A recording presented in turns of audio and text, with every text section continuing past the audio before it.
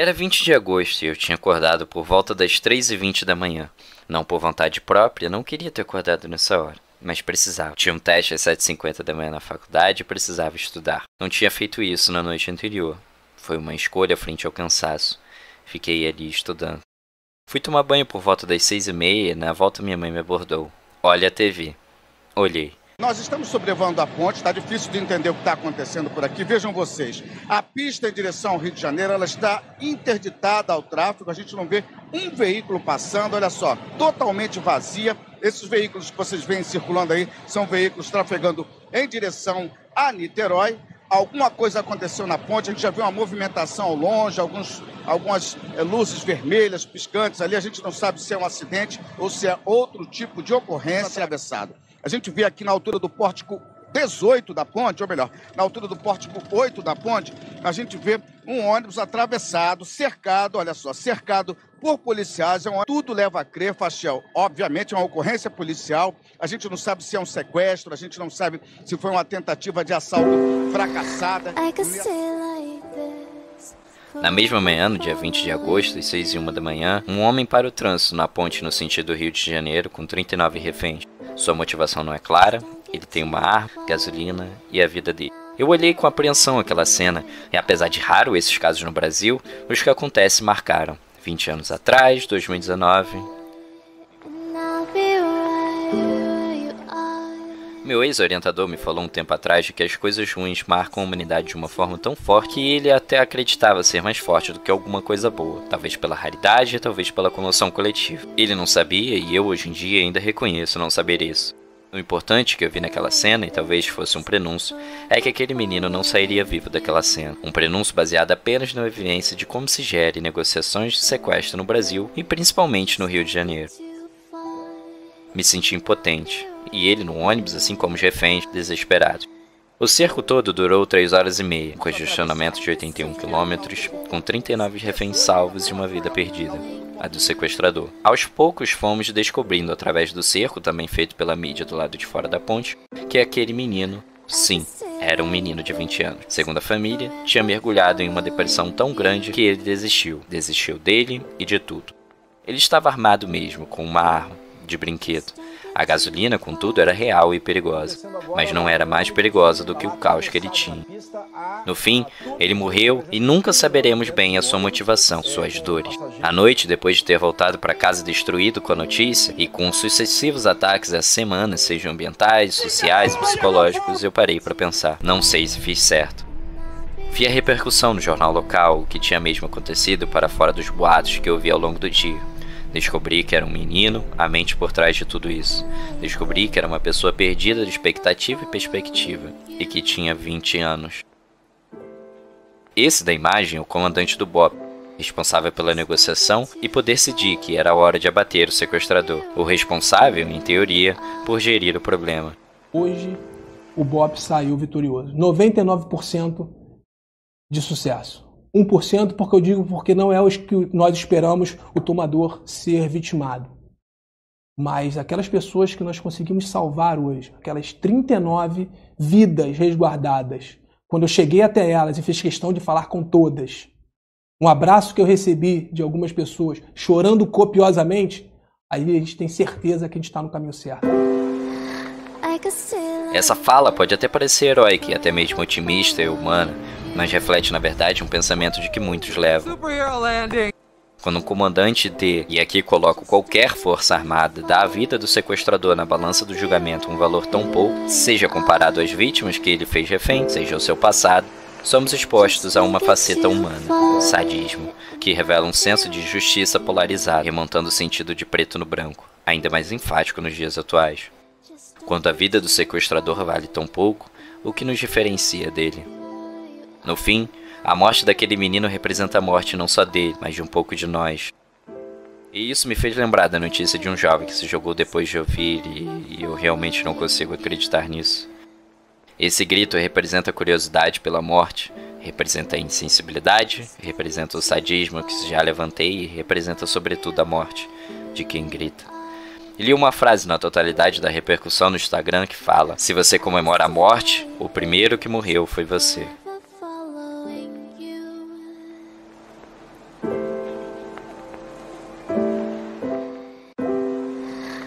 could stay like this, forever following you. Just don't get too far. Há um tempo atrás, que eu julgava não ser tanto tempo, até ver quando saiu esse filme, eu me lembro de ver o trailer do filme Monster Money, aqui no Brasil, Jogo do Dinheiro.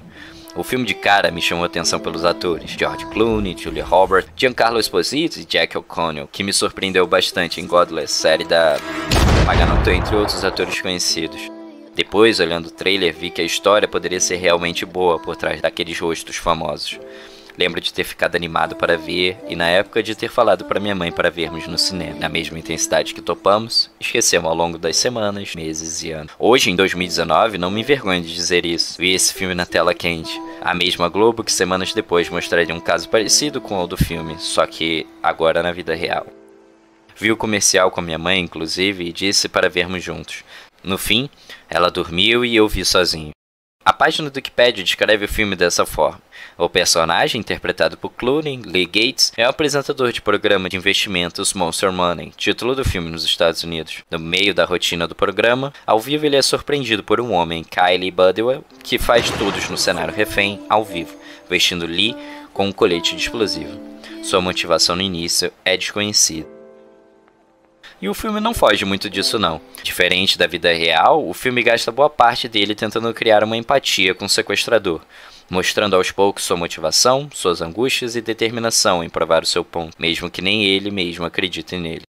O filme explora pouco o potencial que realmente teria, de discussões e pensamentos críticos. Não tem falas poderosas e muito menos personagens fortes.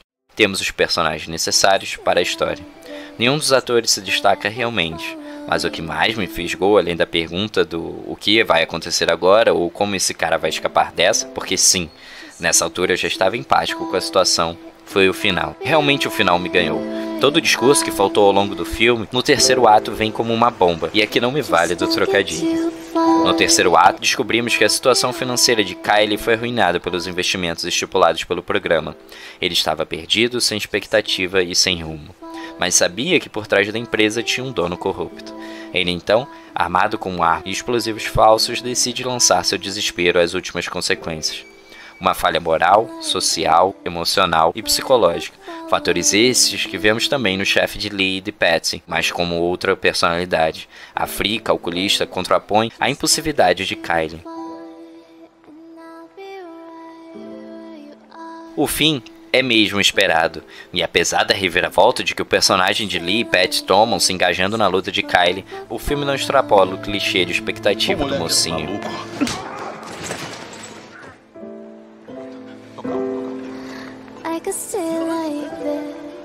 A esse ponto, todos na cidade já olhavam com atenção para suas TVs e celulares, e criavam com uma verdadeira torcida, mesmo que às avessas. Ao destino de Kylie, a vida e a morte estavam para além da força policial, mas estava na social. A mesma população que se identificava com sua dor e impotência frente às grandes corporações e indivíduos corruptos era a que o julgava por sua ação, e não há um lado certo em nenhuma das ideologias.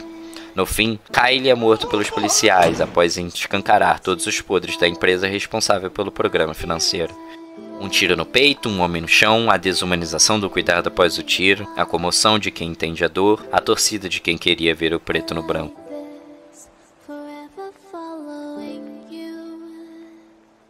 Chama uma ambulância!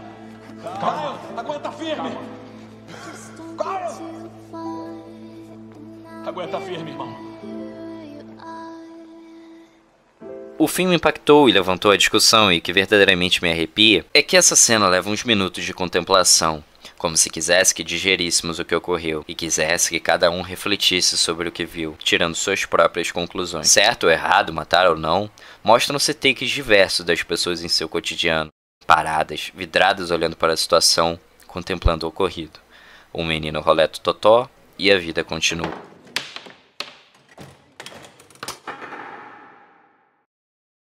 Apesar da comoção, engajamento e luta, no fim a vida segue. A vida sempre continua. A população continua a andar, pegar ônibus, voltar para casa.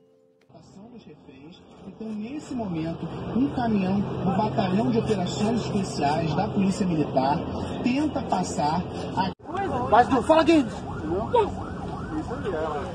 Outra coisa, no começo, se por acaso vier com 3 carros iguais já,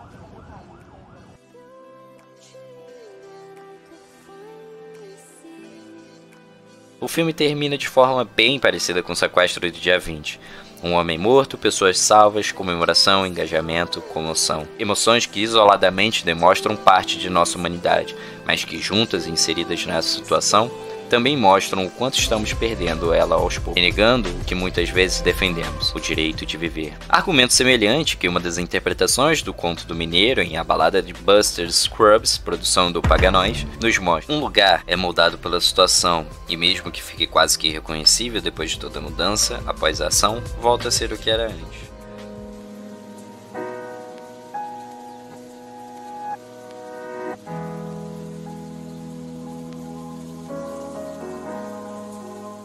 Não são todas as pessoas que lidam com o emocional de forma correta. Na minha aula de saúde mental na faculdade, a professora mostrou um exemplo que sintetiza a vertente ideológica de processos de ansiedade, toque e depressão. Somos como mesas, alguns com pés rígidos de madeira maciça, ferro fundido, outros com tapumes grossos de concreto, madeira.